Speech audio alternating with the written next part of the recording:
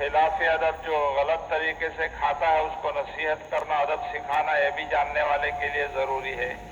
अल्लाह के रास्ते के अंदर जो निकलते हैं उससे फ़ायदा यही होता है कि वहाँ पर खाने के आदाब भी बयान किए जाते हैं, और जो अमीर जमात होता है अगर कोई साथी खिलाफ अदब खाने पीने में काम करता है तो उसको नसीहत भी कर ले वक्त के ऊपर, जैसे रिवायत से पता चलता है।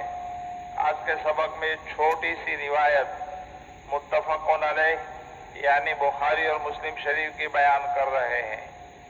सुनो, हजरत उमर इब्न अबू सलमा रज़ी अल्लाह तआला अन्हु फरमाते हैं, मैं छोटा बच्चा था, यानी कम उम्र थे, ये बेचारे जानते नहीं थे सारे आदाब, और उमर इब्न अबू सलमा ये हुजूर अकरम सल्लल्लाहु अलैहि वसल्लम की तरबियत और निगरानी में थी। हजरत उमर इब्न अबू सलमा का इंतकाल हो गया था, तो उम्मे सलमा रज़ी अल्लाह तआला अन्हा ने बाद में नबी करीम सल्लल्लाहु अलैहि वसल्लम की इस रिवाज के अंदर आ गई थी, निकाह कर लिया था। तो उमर को भी साथ में लेकर आए थे, छोटे बच्चे थे। तो एक मर्तबा फरमाते हैं, खाने के दरमियान मेरा हाथ प्याले में इधर उधर घूम रहा था। जैसे आदत होती है बच्चों को कि भाई अच्छा टुकड़ा अच्छा खाने का जो है जिस तरफ वो वहाँ से ले लेते हैं, तो खाने के दरमियान मेरा हाथ प्याले में इधर उधर घूम रहा था। तो नबी करीम सल्लल्लाहु अलैहि वसल्लम ने मुझसे फरमाया, यानी दोनों बातें साबित की इस रिवायत के अंदर। एक तो है कि अपने सामने से खाओ, और अगर कोई गलत काम करता है तो उसको नसीहत भी करो। देखो नबी करीम सल्लल्लाहु अलैहि वसल्लम ने नसीहत फरमाई, मुझे फरमाया, ए बच्चे अल्लाह का नाम लेकर खाओ। सबसे पहले तो ये कि अल्लाह का नाम लेकर शुरू करो, अल्लाह का नाम लेकर खाओ। जब ये समझ लेता है कि भाई अल्लाह की नेमत है और अल्लाह का नाम लेकर खाना है, तो फिर सब मसाइल आसान हो जाते हैं। तो ज़रूरी है कि बच्चों के दिल में शुरू से अल्लाह की अहमियत और अकीदे की पुख्तगी को बिठाए। हर चीज़ के शुरू में अल्लाह का नाम लेना सिखाएं।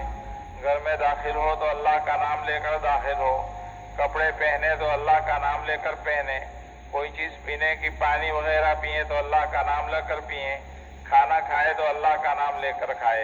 ये आप सल्लल्लाहु अलैहि वसल्लम ने उनको 3 बातें फरमाई कि बच्चे अल्लाह का नाम लेकर खाओ। दूसरी बातें फरमाई, दाएं हाथ से खाओ। बाज बच्चे शुरू ही से गलत तरीके के ऊपर बाएं हाथ से खाना पीना लिखना वगैरह शुरू कर देते हैं।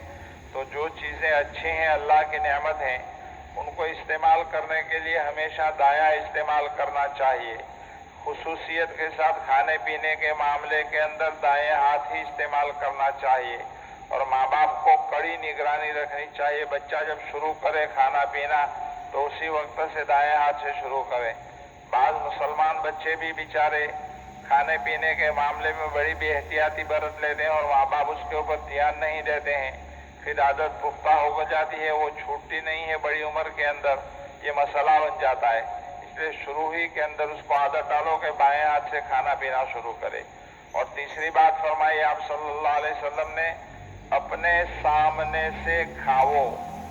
ये जो प्याले के अंदर इधर उधर हाथ मार रहे हो, ये अच्छा तरीका नहीं है, बल्कि अपने सामने से खाओ।